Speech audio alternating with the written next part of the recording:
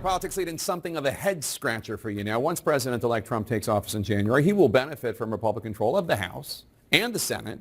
Theoretically, that means there shouldn't be any real issues passing his agenda, especially with the Senate confirming his cabinet. Still, President-elect is pushing the Republicans who control the Senate to forego long-standing tradition. He's asking them to recess so he can just appoint his nominees without confirmation hearings or votes. That suggestion is getting some mixed reaction from Republicans responsible for confirming his cabinet picks, some more controversial than others.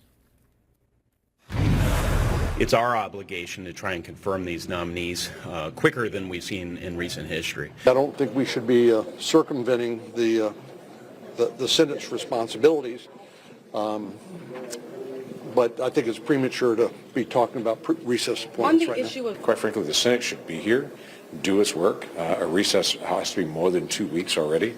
And that would say that Congress is not here already doing its task.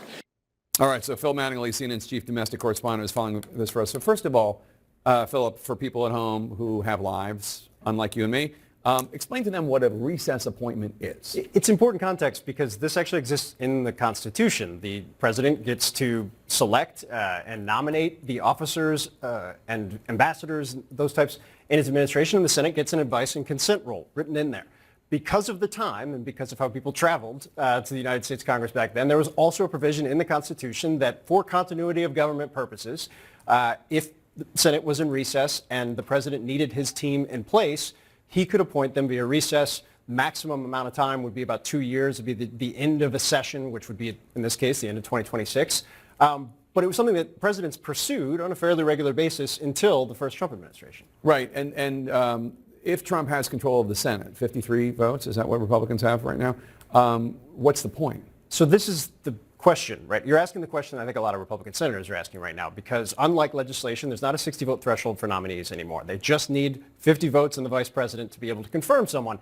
So why, when you have the majority, your picks, your party should likely side with your picks, would you ask for this? And I think the reality is right now, as we've seen it, with 2 or 3 of his most recent picks that may not get 50 votes Matt Gaetz, RFK Jr. Right. And so what he's essentially saying is he may ask the new Senate Majority Leader, John Thune, to recess the entire Senate, something a president has never asked a Senate Majority Leader to do before. In order to do this, because of the Supreme Court, they would have to be out for at least 10 days, and it would create, in terms of the separation of powers and the authority of the Senate, the advise and consent role, which you heard some senators take very, very seriously, it would create a massive issue for the Republican conference.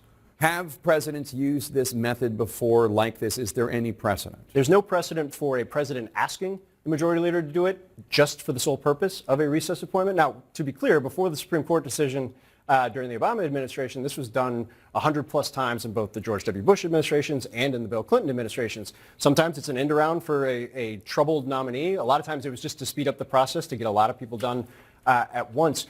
What the former president and president-elect is putting on the table right now is unprecedented. And what he is doing is essentially challenging his new Republican majority, his allies ostensibly, right out of the gate, and putting them in a position right now where they either have to move his nominees incredibly fast, even those that don't seem like they may have 50 votes right now, or run up against a very, very real blow-up intra-party right off the bat. So just to be clear, other presidents have made recess appointments. What's unprecedented is somebody doing this at the beginning of his term and specifically asking the Senate Majority Leader, please recess so I can make these appointments. So 2 questions. 1, has the president-elect said how many people he wants to do with this?